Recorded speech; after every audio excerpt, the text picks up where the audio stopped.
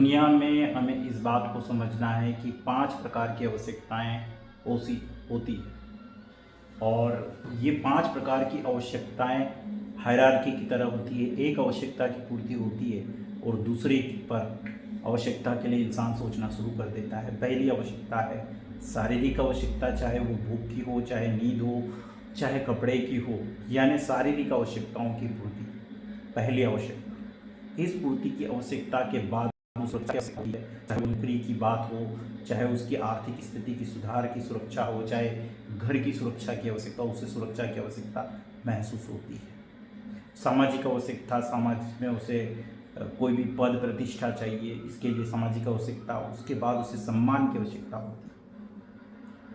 सब कुछ स्टेबल होने के बाद वो सम्मान चाहता है।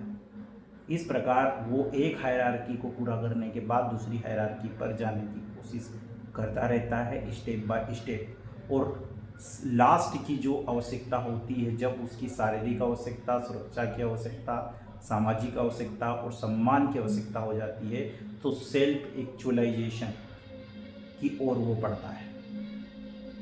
इस प्रकार उसे 5 प्रकार की आवश्यकताएं इंसान स्टेप बाय स्टेप प्राप्त करने की कोशिश करता है।